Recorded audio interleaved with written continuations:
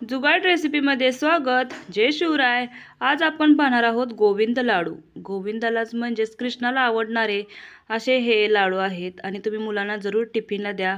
पौष्टिकतेने भरलेला लाडू आहे हा आणि खूप छान वळतात हे लाडू. चला तर त्यासाठी आपण घेतलेले आहे 1 वाटी ते पोहे.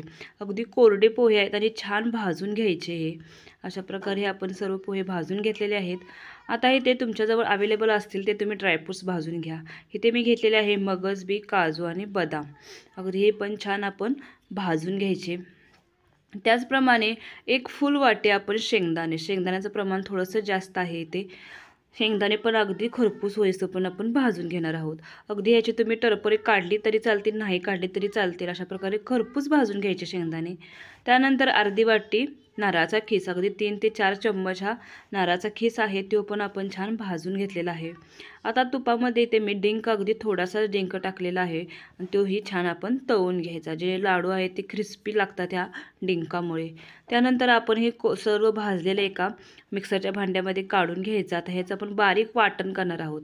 त्याचप्रमाणे यामध्ये घालणार आहोत आपण खारीक आणि गूळ. अगदी थोडंसं गूळ कमी घातलं तरी चालेल, कारण आपली खारीक आहे त्यामुळे गोडाचं प्रमाण थोडंसं समतोल राखण्यासाठी गूळ थोडा कमी घातला तरी चालेल. अशा प्रकारे आपण हे सर्व मिक्स करून वाटण करून घ्यायचं. अगदी एकजीव आपलं वाटण हे होतं. आता हे सर्व मिक्स केल्यानंतर आपण त्यामध्ये घालणार आहोत 3 ते 4 चम्मच गरमागरम तूप घालायचं. कडवून अशा प्रकारे तूप घालायचं आणि हे पुन्हा हे छान मिक्स करायचं. आता मात्र हे गरम असतानाच मिश्रण आपण लाडू वळून घ्यायचे. अगदी पटापट आपले हे लाडू वळले जातात. पाहू शकता अगदी गरमागरम असताना अगदी आपण छान लाडू वळू शकतो. हे पटपट होतो लाडू. आणि जरूर ही रेसिपी करून ठेवा आणि अगदी तुमचे हे लाडू भरपूर दिवस राहू शकतात. महिना दीड महिना हे लाडू राहू शकतात. स्टोअर करून ठेवू शकता. मुलांना टिफिनला द्या. अगदी पौष्टिकतेने भरलेला लाडू आहे.